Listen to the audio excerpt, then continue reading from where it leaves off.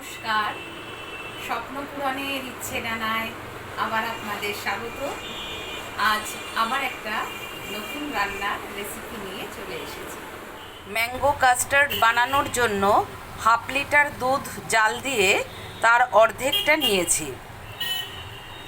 এর মধ্যে আমি 5 চামচ চিনি দিয়েছি। চিনি দিয়ে দুধটা ভালো করে ফুটিয়ে নিচ্ছি। এবার একটা কাপে 3 চামচ কাস্টার্ড পাউডার, এই বড় চামচের 3 চামচ কাস্টার্ড পাউডার অল্প একটু দুধে গুলে নিয়েছি। এবার সেইটা এই দুধের মধ্যে আমি মিশিয়ে দেব।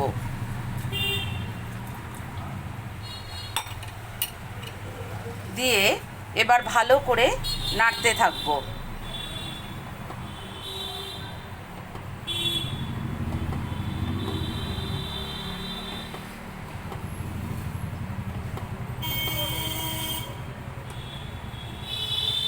মিক্সিতে দুটো পাকা আম এভাবে টুকরো করে দিয়ে দিয়েছি। আর ঘরে এই কালাকাঁদ সন্দেশ ছিল আমার দুটো, সেই দুটো আমি এর মধ্যে গুঁড়ো করে দিয়ে দিচ্ছি। এটা আমার ঘরে ছিল বলে আমি দিচ্ছি, এটা দেওয়ার কোনো প্রয়োজনও নেই, কারণ কাস্টার্ডের মধ্যে আমি চিনি দিয়েছি। এটা দিয়ে দিচ্ছি যেহেতু ঘরে ছিল, খেতেও একটু ভালো লাগবে, সেই কারণে দিয়ে দিলাম। এবার এর মধ্যে দুধের সঙ্গে কাস্টার্ড পাউডার যেটা আমি জাল দিয়ে রেখেছি সেটাকে মিশিয়ে দেব।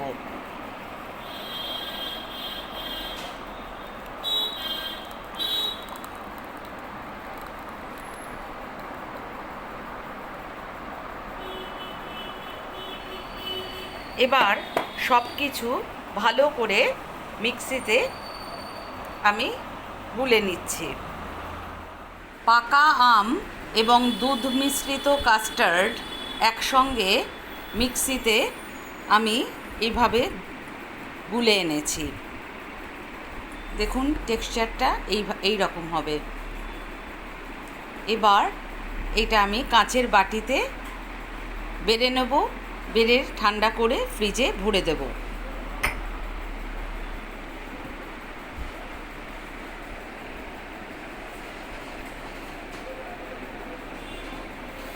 এইভাবে প্রত্যেকটা কাঁচের বাটিতে আমি বেড়ে আপনাদেরকে দেখাচ্ছি।